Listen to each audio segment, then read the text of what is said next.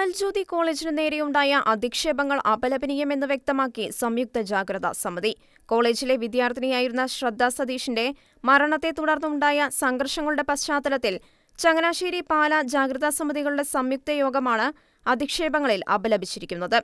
കാഞ്ഞിരപ്പള്ളി അമൽജ്യോതി കോളേജിലെ ബിടെക് 2ാം വർഷ food technology വിദ്യാർത്ഥിനിയായ ശ്രദ്ധ സതീഷിന്റെ അകാല നിര്യാണം അങ്ങേയറ്റം ദുഃഖകരമാണെന്നും ശ്രദ്ധയുടെ മരണത്തിൽ ഹൃദയവേദന അനുഭവിക്കുന്ന കുടുംബാംഗങ്ങളെ ആത്മാർത്ഥമായ അനുശോചനം അറിയിക്കുന്നുവെന്നും ചങ്ങനാശ്ശേരി, പാലാ ജാഗ്രതാ സമിതികളുടെ സംയുക്ത യോഗം പ്രസ്താവിച്ചു.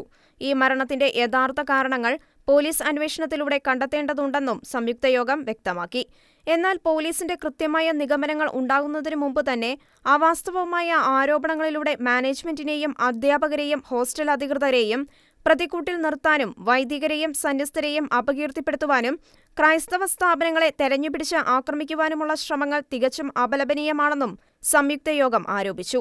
കോളേജിനെതിരെ വിദ്യാർത്ഥികളെ തെറ്റിദ്ധരിപ്പിച്ച് രാഷ്ട്രീയ മുതലെടുപ്പിനായി നടത്തുന്ന ശ്രമങ്ങളും വർഗീയ ലക്ഷ്യത്തോടെ നടത്തുന്ന ഗൂഢസംഘങ്ങളുടെ പ്രവർത്തനങ്ങളും തുടരാൻ അനുവദിക്കാവുന്നതല്ലെന്നും സംയുക്ത യോഗം വെളിപ്പെടുത്തി.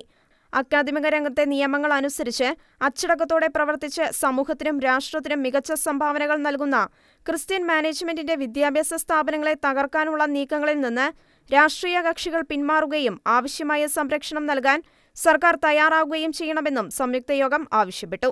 നീതി നിഷേധവും അതിക്രമങ്ങളും ഇനിയും തുടർന്നാൽ ഒന്നുചേർന്ന് ശക്തമായ നിലപാടുകൾ സ്വീകരിക്കാൻ ക്രൈസ്തവ സമൂഹം നിർബന്ധിതമാകുമെന്നും യോഗം വ്യക്തമാക്കി.